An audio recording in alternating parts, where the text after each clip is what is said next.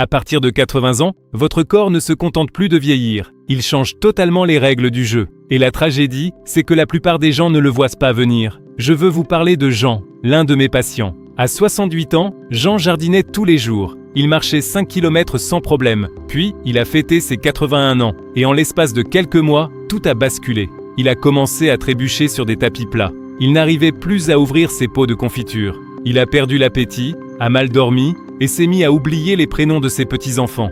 Quand sa fille l'a amené dans mon cabinet, elle était en larmes. « Docteur, mon père s'éteint. Il allait si bien l'année dernière, qu'est-ce qui lui arrive ?»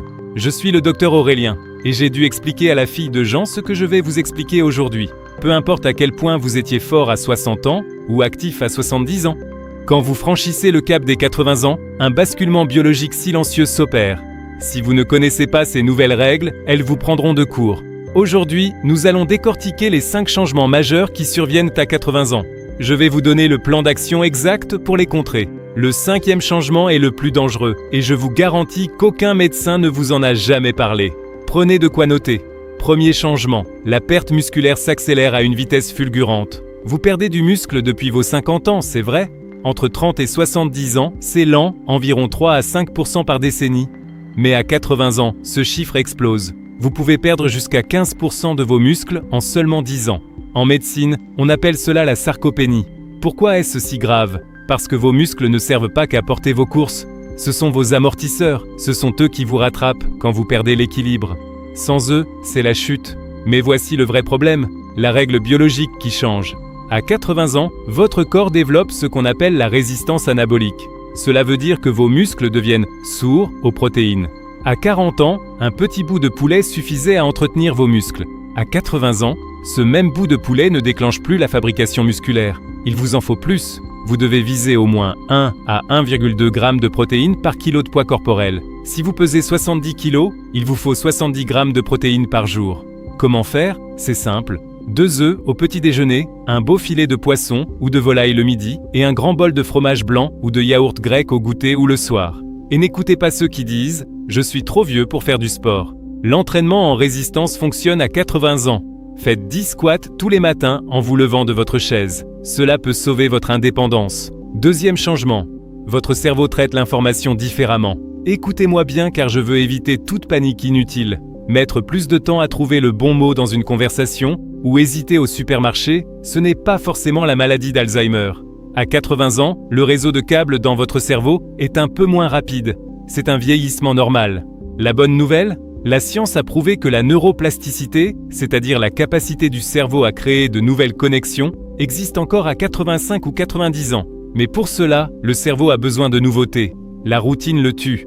L'isolement devant la télévision le détruit. Apprenez une nouvelle langue, faites des mots croisés complexes, changez votre trajet pour aller chercher le pain. Et voici l'accélérateur numéro 1 du déclin cognitif, le mauvais sommeil. À 80 ans, l'architecture de votre sommeil change, vous faites beaucoup moins de sommeil profond. Or, c'est pendant le sommeil profond que votre cerveau active son système de nettoyage pour évacuer les toxines, notamment la bêta-amyloïde qui cause Alzheimer. Pour mieux dormir à 80 ans, arrêtez les somnifères chimiques qui détruisent la mémoire. Exposez vos yeux à la lumière naturelle du soleil pendant 20 minutes chaque matin avant 10 heures. Cela va réinitialiser votre horloge biologique et ordonner à votre cerveau de produire de la mélatonine le soir. Troisième changement. Vos os deviennent incroyablement fragiles. L'intérieur de vos os ressemble à une éponge. À 80 ans, les trous de cette éponge deviennent immenses. Vos os sont poreux comme du gruyère. À ce stade, glisser dans la cuisine ou même éternuer avec trop de violence peut fissurer une vertèbre. On vous a toujours dit « prenez du calcium ». Mais le calcium seul est idiot. Sans guide, le calcium risque d'aller se calcifier dans vos artères et de boucher votre cœur. Il vous faut un trio indispensable. Le calcium dans l'alimentation, la vitamine D pour absorber le calcium dans le sang, ET, la vitamine K2. La vitamine K2, c'est le GPS qui prend le calcium dans vos vaisseaux sanguins et le force à entrer dans vos os. Parlez-en à votre médecin ou à votre pharmacien pour une supplémentation adaptée. Et chez vous, virez tous les petits pots tapis glissants du salon. Ce sont les ennemis publics numéro 1 des os fragiles. Quatrième changement, la perte brutale d'équilibre. L'équilibre n'est pas magique, il repose sur un trépied, vos muscles, votre vision et votre oreille interne. À 80 ans, les capteurs de votre oreille interne s'usent. et vous perdez ce qu'on appelle la proprioception. C'est la capacité de votre cerveau à savoir exactement où se trouve votre pied dans l'espace sans avoir besoin de le regarder. C'est pour ça que les personnes de 80 ans regardent souvent leurs pieds en marchant. Rééduquez votre équilibre. Chaque matin, quand vous vous brossez les dents, tenez-vous sur une seule jambe, en gardant la main près du lavabo pour la sécurité. Alternez gauche et droite, c'est radical. Ensuite, arrêtez de marcher en chaussettes lisses chez vous ou avec des pantoufles usées. Achetez des chaussures d'intérieur avec une vraie semelle antidérapante. Enfin, si le médecin vous prescrit une canne, utilisez-la avec fierté. La canne n'est pas un symbole de vieillesse, c'est l'outil qui vous permet de continuer à sortir voir vos amis. 5e changement, et de loin le plus important. Le système immunitaire s'effondre. C'est le phénomène d'immunosénescence. Votre corps produit moins de globules blancs, et ceux qui restent sont vieux et fatigués. C'est pourquoi un petit rhume hivernal peut vous envoyer à l'hôpital avec une double pneumonie grave. De plus, à 80 ans, votre microbiote intestinal s'appauvrit. Mais voici la chose la plus fascinante et dramatique que la médecine a prouvée ces dernières années. La solitude détruit physiquement votre immunité. On pense souvent que l'isolement rend juste triste. C'est faux. Le stress de la solitude chronique fait exploser votre taux de cortisol. Ce cortisol crée une inflammation généralisée dans votre corps et désactive littéralement vos cellules tueuses naturelles. Si vous passez des jours sans parler à personne, votre corps se prépare à mourir.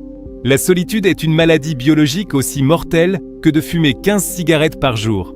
Votre prescription la plus urgente ? Faites partie d'un groupe. Allez jouer aux cartes, rejoignez une association, appelez vos enfants, parlez à votre boulanger. Le lien social est votre meilleur médicament anti-âge. Vieillir ressemble beaucoup à l'entretien d'une voiture de collection. À 30 ans, vous pouviez rouler n'importe comment, le moteur tenait le coup. À 80 ans, la voiture est magnifique, elle a de l'histoire, mais elle demande un carburant spécifique, une conduite adaptée et un entretien régulier. Si vous faites cela, elle peut encore rouler des milliers de kilomètres avec élégance. Avoir 80 ans n'est pas une ligne d'arrivée. J'ai des patients de 85 ans qui rient fort, qui bougent bien et qui dévorent la vie. L'âge est un chiffre, mais la façon dont vous décidez de vieillir vous appartient. Si vous avez appris quelque chose de précieux aujourd'hui, ne gardez pas cette vidéo pour vous. Partagez-la avec vos parents, vos amis ou tous ceux qui s'approchent de ce cap. Vous pourriez littéralement leur sauver la mise. Abonnez-vous à la chaîne pour d'autres décryptages médicaux sans tabou. Et avant de partir, dites-moi dans les commentaires, parmi ces 5 changements, lequel vous inquiète le plus ou lequel avez-vous déjà remarqué ? Je lis tous vos messages. C'était le Dr Aurélien. Prenez grand soin de vous et à très bientôt.